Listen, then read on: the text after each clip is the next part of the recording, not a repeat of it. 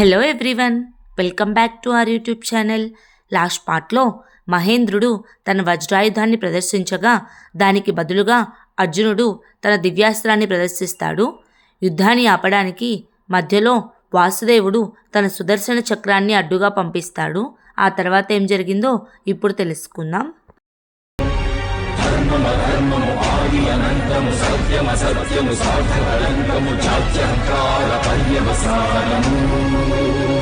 శక్తిదే భక్తిదే జీవన్ముక్తికి మార్గమిదే పంచమ వేద సారం మహాభారతం.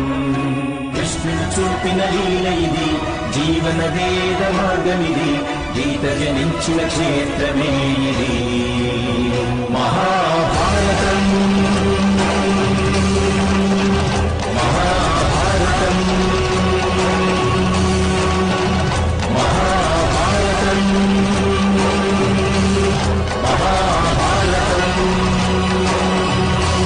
వాసుదేవుడు అర్జునుడి దగ్గరికి వచ్చి, దేవేంద్ర, మీ కొడుకు అర్జునుడి యొక్క సామర్థ్యాన్ని గుర్తించండి.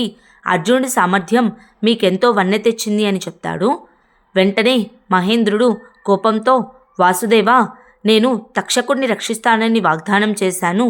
తండ్రి వాగ్దానాన్ని గౌరవించని వాడు నాకు కొడుకెందుకు అవుతాడు అని అంటాడు. అప్పుడు వాసుదేవుడు, అర్జునుడు కూడా రక్షిస్తానని ప్రమాణం చేశాడు తన ప్రజలకు. ఇదెక్కడి చోద్యం దేవేంద్ర?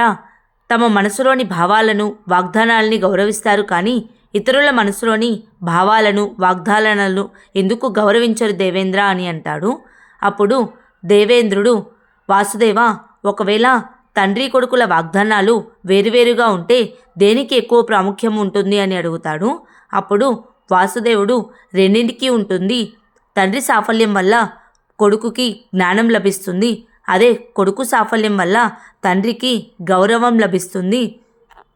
మీరే ఆలోచించండి దేవేంద్ర, మీ అర్జునుడు సఫలుడు కావడానికి మీరు సహాయం చేయండి అని అంటాడు. అప్పుడు మహేంద్రుడు, నీవు సహాయతను అర్థించి వచ్చావా అర్జున? సహాయతను అర్థించడానికి ధనస్సు సాధనం కాదు కదా అని అంటాడు.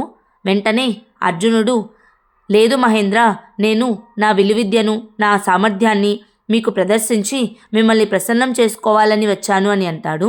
అప్పుడు మహేంద్రుడు, కానీ నీవు నాకు గురి చూసి బాణం వేశావు అని అంటాడు. వెంటనే అర్జునుడు మోకాళ్ళ మీద దేవేంద్రుడి ముందు కూర్చొని, దేవేంద్ర, నిజానికి మీరు లేని దిశ అంటూ ఉండదు కదా, మరి నేను ఏ దిశలో బాణం వేసి మిమ్మల్ని ప్రసన్నం చేసుకోవాలి అని అడుగుతాడు. వెంటనే దేవేంద్రుడు, నీకేం సహాయం కావాలి అర్జున అని అడుగుతాడు. అప్పుడు అర్జునుడు, నా అభ్యర్థన వినే ముందు నా సంకల్పం గురించి తెలుసుకోండి దేవేంద్ర. మేము సర్పజాతిని ఎల్లప్పుడూ రక్షిస్తూ ఉంటాము. మాతో పాటు వృద్ధి చెందేందుకు వాటికి కూడా సమాన అవకాశాలు కల్పిస్తాము. మేమిక్కడ నిర్మించబోయే నూతన నగరాన్ని మీ పేరుతో ప్రసిద్ధి చెందుతుంది. మేమిక్కడ నిర్మించబోయే నగరానికి ఇంద్రప్రస్థం అని నామకరణం చేస్తాము అని చెప్తాడు. అప్పుడు దేవేంద్రుడు, నేను ప్రసన్నమయ్యాను అర్జున, నీకేం సహాయం కావాలి చెప్పు అని అడుగుతాడు. అప్పుడు అర్జునుడు, మీరు ఈ నగరానికి శ్రీకారం చుట్టండి, ఇది మీ పేరుతోనే ప్రసిద్ధి చెందుతుంది అని చెప్తాడు. అప్పుడు దేవేంద్రుడు, నేను నీ సామర్థ్యానికి నీ బుద్ధికి ప్రసన్నమయ్యాను అర్జున, నేను విశ్వకర్మను ఆదేశిస్తాను, మీ నూతన నగరాన్ని ఆరంభించమని చెప్పి మీకు శుభం కలుగుగాక అని దీవించి అక్కడి నుంచి వెళ్ళిపోతాడు. దేవేంద్రుని మాటలు విన్న తక్షకుడు చాలా కోపంతో, ఏమిటిది మహేంద్ర? నీ పుత్ర వ్యామోహం కారణంగా ఈరోజు నాకు అన్యాయం చేశావు. నేను ప్రతిజ్ఞ చేస్తున్నాను, నీ పుత్రుడి వంశంలో ఉన్న కట్టకడపడి సంతానాన్ని నేనే అంతం చేస్తాను అని అంటాడు. అప్పుడే మాయాసురుడు వాసుదేవుడి దగ్గరికి వచ్చి, నన్ను క్షమించు వాసుదేవా, మిమ్మల్ని శరణు కోరమని నేను నాగరాజుకు చెప్పాను అని అంటాడు. అప్పుడు వాసుదేవుడు, మాయాసుర, నీవు కనుక తక్షకుడుకు సహాయం చేసి మాయావనం నిర్మించి ఉండకపోతే నాగులకు మనుష్యులకు మధ్య ఇంత సంఘర్షణ ఉండేది కాదు. నీ కళా నైపుణ్యం అద్భుతం మాయాసుర. నీవు రాక్షసులకు విశ్వకర్మ లాంటి వాడివి, కానీ నువ్వు నీ కళా నైపుణ్యాన్ని జగత్ కళ్యాణం కోసం వాడలేదు, నీ స్వార్థం కోసం వాడుకున్నావు అని అంటాడు. వెంటనే మాయాసురుడు వాసుదేవుడికి నమస్కారం చేసి, నేను అపరాధం చేశాను వాసుదేవా, మీరు చెప్పింది నిజమే, నన్ను క్షమించండి స్వామి అని అంటాడు. మాయాసురుడి మాటలు విన్న అర్జునుడు, మాధవ, తక్షకుడు నీవు వదిలివేశావు కదా, మాయాసుని క్షమించమని నేను మిమ్మల్ని వేడుకుంటున్నాను అని అడుగుతాడు. అప్పుడు వాసుదేవుడు, నాగ సమాజాన్ని రక్షిస్తానని నీవు దేవేంద్రుడికి మాట ఇచ్చావు కనుక నేను తక్షకుడిని వదిలివేశాను పార్థ అని మాయాసుర పార్థుడు అర్థించాడు కాబట్టి నేను నిన్ను క్షమించి వదిలివేస్తున్నాను. కానీ భవిష్యత్తులో మాకు అవసరం వచ్చినప్పుడు నీ కళా నైపుణ్యాన్ని తప్పకుండా మా కోసం ఉపయోగించాల్సి ఉంటుంది అని అంటాడు. వెంటనే మాయాసుడు, తమరి ఆజ్ఞ వాసుదేవా, నేను మీరు ఎప్పుడు అవసరమైనా సరే నేను ప్రత్యక్షమవుతానని చెప్పి అక్కడి నుంచి మాయమైపోతాడు. ఆ తరువాత కాటువేసిన పాములన్నీ ప్రజల దగ్గరికి వెళ్ళి విషాన్ని తొలగించి ప్రజలను బతికిస్తాయి. వెంటనే వాసుదేవుడు అర్జునుడితో, పార్థ, నీవు అగ్నిదేవుణ్ణి ప్రార్థించు, ఇప్పటికైనా ఖాండవప్రస్థ దహనాన్ని ఆపివేయమని అని అంటాడు. వెంటనే అర్జునుడు అగ్నిదేవుడికి ప్రార్థించి, ఓ అగ్నిదేవా, ఈరోజు నీ కృప వల్ల ఇంద్రప్రస్థం రక్షించబడింది, మేమంతా నీకు కృతజ్ఞులై ఉంటాము అని చెప్తాడు. అప్పుడే అగ్నిదేవుడు ప్రత్యక్షమై అర్జునుడిని ఆశీర్వదించి వాసుదేవుడికి నమస్కారం చేస్తాడు. ఈరోజు నీ వల్ల నా ఆకలి శాంతించింది పాండుపుత్ర అర్జున, నేను ప్రసన్నుడనైనాను. వస్తుతః అగ్ని తనలోకి ప్రవేశించిన దేన్నైనా సరే శుద్ధి చేస్తుంది. ఈరోజు నేను ఈ మాయావనంలోని మాయను భుజించాను కనుక అది శుద్ధి అయినది. ఈ మాయ నుంచి వచ్చిన ధనస్సును, అతి శక్తివంతమైన ధనస్సును నేను నీకు ప్రసాదిస్తున్నాను. ఈ రోజు నుంచి ఆ ధనస్సు వల్ల నీవు గాంధీవిగా పేరు పొందుతావు. ఆ ధనస్సుని ప్రప్రథమంగా ఏదైనా యజ్ఞశాలలో పెట్టి పూజించు, దానివల్ల నీకు శక్తి సామర్థ్యాలు వృద్ధి చెందుతాయి అని చెప్పి అర్జునుడికి ధనస్సుని ప్రసాదిస్తాడు. ఆ తర్వాత వాసుదేవుడు, దేవేంద్రుడు తన వాగ్దానాన్ని నెరవేర్చుకున్నాడు. అటు చూడండి, విశ్వకర్మ కళా సృష్టి నగర నిర్మాణం జరుగుతుంది అని నగర నిర్మాణాన్ని చూపిస్తూ ఉంటాడు. నగర నిర్మాణం చాలా అద్భుతంగా ఉంటుంది. ప్రజలందరూ యుధిష్ఠిర మహారాజుకి జై అని నినాదాలు చేస్తూ సంతోషంగా ఉంటారు.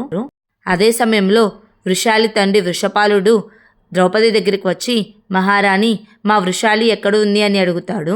అప్పుడే హస్తినాపురంలో నదిలో కొట్టుకొస్తున్న వృషాలిని చూసి అతిరథుడు వృషాలిని తీసుకొని గుర్తుపట్టి వైద్యుడి దగ్గరికి తీసుకువెళ్తాడు. వైద్యం అందడం వల్ల వృషాలి కళ్ళు తెరిసి అతిరథుడిని చూస్తుంది. అప్పుడు అతిరథుడు, వృషాలి, నీకిప్పుడు ఎలా ఉందమ్మా? నీవు మీ నాన్నగారు పాండవులతో పాటు ఇంద్రప్రస్థం వెళ్ళారు కదా, మరి ఈ నదిలోకి ఎలా వచ్చావు అని అడుగుతాడు. వెంటనే వృషాలి, అక్కడ మా మీద సర్పాలు దాడి చేశాయి, ఆ దాడిలోనే మా నాన్నగారు కూడా మరణించారు, నేను నన్ను కాపాడుకునే ప్రయత్నంలో నదిలో పడిపోయానని చెప్పి ఏడుస్తూ ఉంటుంది. అప్పుడు వృషాలి పక్కనే ఉన్న వైద్యుడు ఒక ఔషధాన్ని వృషాలికి ఇచ్చి, అక్కడ ఎవరు చనిపోవలేదమ్మా, అక్కడ ఉన్న సర్పాలన్నిటినీ పాండవులు బంధించారు, అంతేకాదు విషాన్ని తీయమని ఆదేశించారు, కనుక మీ నాన్నగారు కూడా బ్రతికే ఉంటారు అని చెప్తాడు. వైద్యుడి మాటలు విన్న వృషాలి చాలా ఆనందంతో, అయితే నేను వెంటనే ఇంద్రప్రస్థం వెళ్ళాలి, అక్కడికి వెళ్ళి మా నాన్నగారిని కలుసుకోవాలి, నన్ను వెంటనే ఇంద్రప్రస్థం పంపించండి అని అడుగుతుంది. అప్పుడు అతిరథుడు, వెళ్ళవచ్చమ్మా, ఎందుకంటే హస్తినాపురం నుంచి ఎంతోమంది పురజనులు ఇంద్రప్రస్థం వెళ్తున్నారు, నీవు కూడా ఎవరైనా తెలిసిన వారి కుటుంబంతో ఇంద్రప్రస్థం వెళ్ళవచ్చు అని చెప్తాడు. ఆ తర్వాత నగరంలోని ప్రజలందరూ హస్తినాపురం నుంచి ఇంద్రప్రస్థం వెళ్ళడానికి అన్నీ సిద్ధం చేసుకుంటూ ఉంటారు. వృషాలి కూడా అక్కడికి వెళ్తుంది. అదే సమయంలో దుర్యోధనుడు, శకుని అక్కడికి వస్తారు. దుర్యోధనుడు శకునితో, వీళ్ళంతా ఇంద్రప్రస్థానికి వెళ్తున్నారు మామయ్య అని అంటాడు. అప్పుడు శకుని, అంతే మేనల్లుడా, అది మనుష్య స్వభావము, కొత్తదనం కనిపిస్తే దానికోసం అరువులు చేస్తూ ఉంటారు అని అంటాడు. వెంటనే దుర్యోధనుడు, మీరే చెప్పారు కదా మామయ్య, పాండవులు వెంట కొంతమంది వెళ్తున్నప్పుడు వారు వెళ్ళడమే మంచిదని, కానీ ఇప్పుడు వీరందరూ ఇలా వెళ్ళిపోతుంటే నాకు మా నాన్నగారికి అవమానమే కదా అని అంటాడు. వెంటనే శకుని, ముమ్మాటికి అవమానమే మేనల్లుడా, మనం వీళ్ళని హస్తినాపురం వదిలి వెళ్లకుండా ఆపవలసి ఉంటుంది, నేను వెళ్ళి మహారాజుతో మాట్లాడాల్సి ఉంటుంది అని అంటాడు. ఆ తర్వాత ఏం జరిగిందో నెక్స్ట్ పార్ట్లో తెలుసుకుందాం. Please like, share and subscribe to our YouTube channel. Thank you.